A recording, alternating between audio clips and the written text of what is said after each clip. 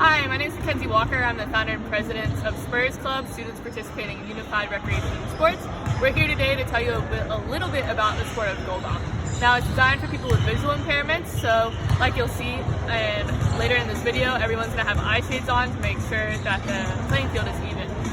Goalball is named after this ball, which is a goal ball. If you shake it and it rolls around on the ground, it makes noise. So the noise helps people track it when they're blindfolded. Basically, the premise of the game is to roll your ball to the other side of the court, across the opposing team and into the goal line, and they do the same thing. So it's a back and forth like a lot of sports, but there's a few special things that we'll cover in just a second. So your goalball player is going to look like this. They're going to have some sort of eye shades on their head, and then they're going to have their elbow pads to protect for diving and knee pads for the same thing. We also recommend to wear closed-toed shoes. Hi, so just to go over the court, this is what it's going to look like. So all around here we have what's called a team box around this part of the volleyball court, and it's going to go from the end of the volleyball court to about halfway up that arc. So basically right here we have what's called a wing hash, and it's going to have that wing hash in the center right there.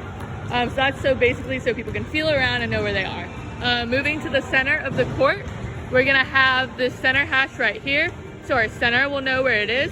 And we're going to have the same thing with the wing hashes right here on the other side.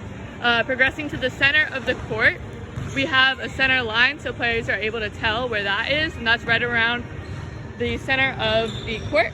And we have the team box on the other side. So in terms of positioning, this is about what it's going to look like. We're going to have our right wing over here, and our center, and our left wing. The most important thing about this is the center is going to be at the center hash, and they're going to be on their knees.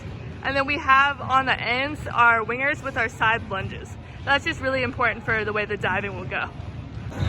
So now we're going to show you what a dive looks like from the center position. It'll be something like this. See, now if you'll notice, there's a few important things here. We want his legs to be completely extended to block the ball. We want the hips to be tilted forward to block the ball from going up and over. Hands out to protect the face, and one of the most important parts is the chin up to prevent from being hit in the face as well. Alright, so this is what a dive is going to look like from the wing position. So it'll be something like this. The ball will come in, and another dive. This is a little bit different because it's coming from the side lunge straight down, but as we can see again, the legs are extended, the hips are tilted forward, hands are out, and the chin is tilted up.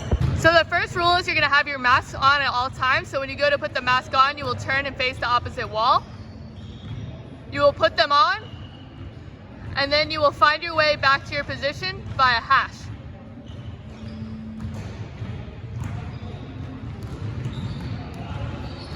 And now they're ready to play. A penalty is one-on-one. The ball will be dropped in front of the player who is on offense,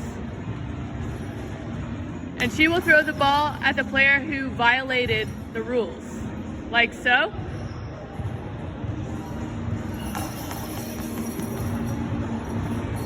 The penalty has been blocked.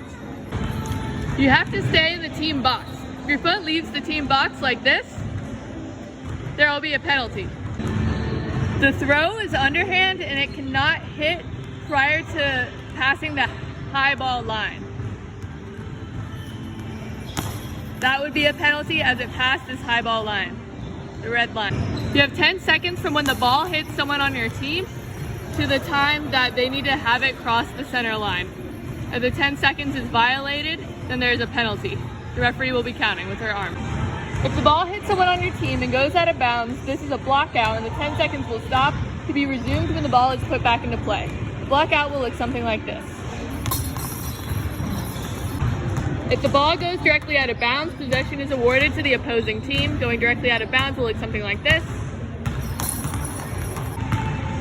Possession is awarded by the referee by dropping the ball in front of the person on whose side it went out. If the ball hits someone on your team and goes outside of the team box, you may run to go get it, but cannot cross the center line or there's a penalty. It'll be something like this.